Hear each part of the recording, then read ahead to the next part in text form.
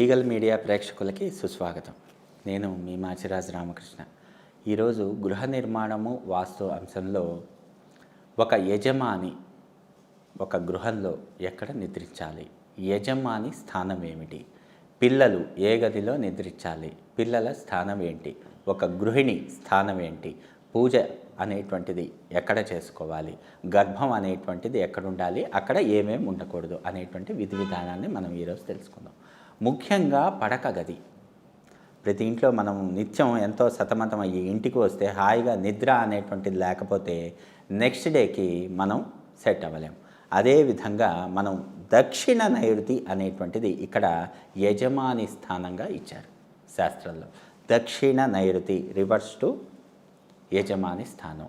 దక్షిణ నైరుతిలో పడక గది అనేటువంటిది ఇంటి యజమాని గృహిణి కలిసి పడుకునే విధంగా ఉంటే ఆ ఇంట్లో ఎలాంటి ఇబ్బంది ఉండదు. అయితే ఇక్కడ తలగడ అనేటువంటిది ఎటువైపు పెట్టుకోవాలి అనేటువంటిది ఇక్కడ ఒక పెద్ద సందేహంగా ఉండిపోయింది. అంటే దక్షిణం వైపు తలగడ పెట్టుకుని పడుకుంటే అదృష్టదాయకం. ఎందుకంటే భూ అయస్కాంత శక్తి మొత్తం దక్షిణం నుండి ఉత్తరానికి ఉంటుంది కాబట్టి, దక్షిణం వైపు పాజిటివ్ ఎనర్జీ కాబట్టి మనం తలగడ అనేటువంటిది దక్షిణం వైపే పెట్టుకొని మన రూము నిర్ణయం కూడా ఉత్తరం నుండి దక్షిణం కొలత ఎంత పెడుతున్నాం అంటే మంచం ఆ యొక్క కాట్ ఏదైతే వేసుకుంటున్నామో ఆ కాట్ వేసేటప్పుడు మళ్ళీ ఈ యొక్క బెడ్రూమ్లోకి ఎంట్రీ అయ్యేటువంటి డోర్లో ఆ యొక్క కాటు కింద ఉండేటువంటి కోడు పడకుండా ఉండేటట్లుగా మనం ఆ యొక్క రూమ్ డిజైన్ అనేటువంటిది దక్షిణ నైరుతిలో చేసుకోవాలి. ఇది పడక గది నిర్ణయంలో చాలా ముఖ్యంగా మనం పాటించాల్సినటువంటి నియమ నిబంధన. పడక గది డైమెన్షన్ ఎలా ఉండాలి? ఈ డైమెన్షన్ ఎప్పుడూ కూడా మిగతా అన్ని రూములు ఉన్నాయి చూసారా, వాయువ్యం కానీ ఈశాన్యం కానీ ఆగ్నేయం కానీ ఎప్పుడూ కూడా ఆ ఏరియా ఏదైతే ఉందో ఆ ఏరియా కంటే దక్షిణ నైరుతిలో మనం పడక గది ఏదైతే ప్లాన్ చేస్తున్నామో అది ఎక్కువ ఉండాలి. ఎందుకంటే యజమాని ఇంటి యజమానే కదా ఇంటికి రాజు. కాబట్టి ఏంటంటే ఇంటి యజమాని ఉండేటువంటి స్థానం అన్నిటికంటే పెద్దదిగా ఉండాలి ఏరియా వైజు. దాని తర్వాత ఆగ్నేయం అంటే గృహిణికి సంబంధించింది. ఈ గృహిణికి సంబంధించిన ఆగ్నేయంలో ఉండే ఏరియా దక్షిణం నైరుతిలో మనం పడక గదికి ఇచ్చిన ఏరియా కంటే తక్కువ ఉండాలి. ఈ దక్షిణ ఆగ్నేయము తూర్పు ఆగ్నేయము ఈ ఏరియా గృహిణికి సంబంధించింది కాబట్టి దీనికంటే నెక్స్ట్ పిల్లలు అంటే వాయువ్యం, పశ్చిమ వాయువ్యం, ఉత్తర వాయువ్యం పిల్లలకు సంబంధించింది. ఈ ఏరియా ఈ దక్షిణ నైరుతిలో ఉండేటువంటి పడక గది కంటే ఈ ఆగ్నేయంలో ఉండేటువంటి వంటగది కంటే చిన్నదిగా ఉండాలి ఆ రూము. పొరపాటును కూడా పెద్దదిగా మనం ప్లాన్ చేయకూడదు. అందుకే ఏదైనా ఒక ఇల్లు కట్టుకునేటప్పుడు కాలం టు కాలం డిస్టెన్స్ అనేటువంటిది ఇష్టం వచ్చినట్టు మనం కాలమ్స్ ఎక్కడ పడితే అక్కడ వేయటానికి లేదు. ఈ యొక్క ఏరియా డివిజన్ అనేటువంటిది చాలా ముఖ్యం. ఇప్పుడు మనం దక్షిణ నైరుతిలో ఏరియా వచ్చేటట్లుగా మాత్రమే పిల్లర్స్ డిజైన్ చేసుకోవాలి.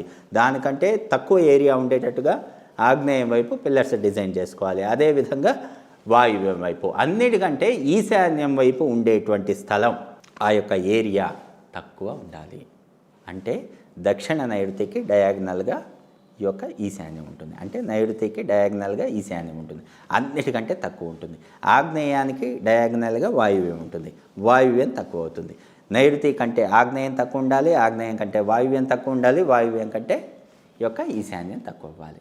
కాబట్టి ఈ విధంగా డిజైన్ చేసుకొని ఒక పడక గదిని అన్నిటికంటే ఏరియా వైజ్ ఎక్కువ పెట్టుకుని ఆ కాట్ అనేటువంటిది ఏదైతే వేసుకున్నామో ఆ కాట్ కింద ఉండేటువంటి కోళ్ళు పొరపాటున కూడా ఈ యొక్క పడక గది ఎంట్రీ డోర్లో పడకుండా ఉండేటట్లుగా చూసుకొని ప్రాపర్ వెంటిలేషన్ అంటే దక్షిణ నైరుతిలో విండో రాకుండా ఆ రూమ్లో దక్షిణ ఆగ్నేయంలో వచ్చేటట్లుగా విండో పెట్టుకొని ఆ రూమ్లో పశ్చిమ వాయువ్యంలో ఇంకొక విండో ఇచ్చేటట్లుగా పెట్టుకొని మొత్తం ఈ యొక్క అలమరలు అవి ఉంటాయి చూసారా, అలమరలు మొత్తం పడమట వాళ్ళకి వచ్చేటట్లుగా కనుక ప్లాన్ చేసుకుంటే ఈ యొక్క కాట్ పొజిషను అది అత్యద్భుతంగా మనం డిజైన్ చేసుకుని దక్షిణ తలగడ పెట్టుకునేటట్టుగా పడుకోవటానికి వీలుగా ఉండేటట్లుగా మనం ఆ రూమ్ని డిజైన్ చేసుకోవచ్చు.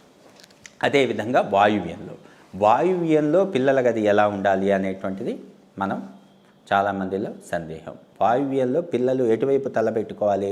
చాలామంది తల పడమర వైపు పెట్టి కాళ్ళు తూర్పు వైపు పెడుతున్నారు. తూర్పు వైపు కాళ్ళు పెట్టుకోకూడదు. తూర్పు వైపు తలగడ పెట్టుకొని కాళ్ళు అనేటువంటిది పశ్చిమం వైపు చూస్తూ మాత్రమే ఉండాలి.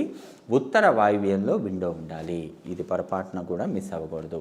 అప్పుడే ప్రాపర్ వెంటిలేషన్ వస్తుంది. ఉత్తర వాయువ్యంలో, అవసరమైతే పశ్చిమ వాయువ్యంలో కూడా మనం విండో పెట్టుకోవచ్చు.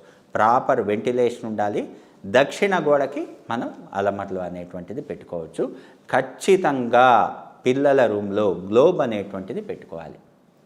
గ్లోబ్ అనేటువంటిది పెట్టుకుంటే పిల్లల అభివృద్ధి, చదువులో అభివృద్ధికి ఇది గ్లోబ్ అనేటువంటిది సైంటిఫికల్గా ప్రూవ్ అయింది. కాబట్టి గ్లోబ్ అనేటువంటిది పిల్లల చదువులో అభివృద్ధికి మనం పెట్టుకుంటే సర్వవిధ శ్రేయదాయకం. అదేవిధంగా ఈశాన్యంలో మనం నిద్రించవచ్చా అనేటువంటిది చాలామందికి సందేహం. ఈశాన్యంలో నిరాక్షేపణీయంగా నిద్రించవచ్చు. ఎందుకంటే పూజ గది వేరు, ఈశాన్యం వేరు. ఈశాన్యంలో నిద్రించకూడదని ఎక్కడా లేదు. మనకి శాస్త్రంలో ఉంది ఏంటంటే ఉత్తరం వైపు తలగడ పెట్టుకుని నిద్రించరాదు అని శాస్త్రం. ఉత్తరం వైపు ఎందుకు తలగడ పెట్టుకుని నిద్రించరాదు? మనం కాలం చెల్లించిన తర్వాత, కాలం తీరిన తర్వాత మనం మన కర్మకాండలప్పుడు మనకు ఉత్తరం వైపు పట్టుకుని మాత్రమే ఆ యొక్క క్రతువులన్నీ కూడా చేస్తారు. అందుకని మనం ఉత్తరం వైపు నెగిటివ్ ఎనర్జీ ఫామ్ అవుతుంది. కాబట్టి ఏంటంటే పొరపాటున కూడా ఉత్తరం వైపు తలగడ పెట్టకుండా మనం ఎనీ డైరెక్షన్లో పెట్టుకోవచ్చు. దక్షిణము, తూర్పు అనేటువంటిది ప్రైమరీగా ఇచ్చారు, పశ్చిమము అనేటువంటిది సెకండరీగా ఇచ్చారు.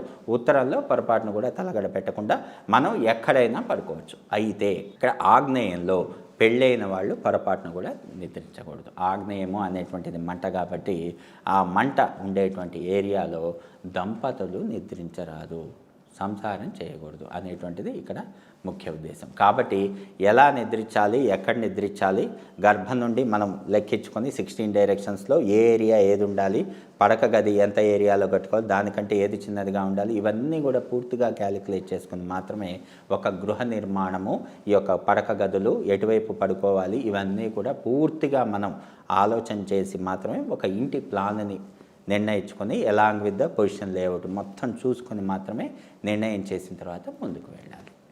సకల జన సుఖనో భవంతు. స్వస్తి. Like and subscribe Eagle Media Works.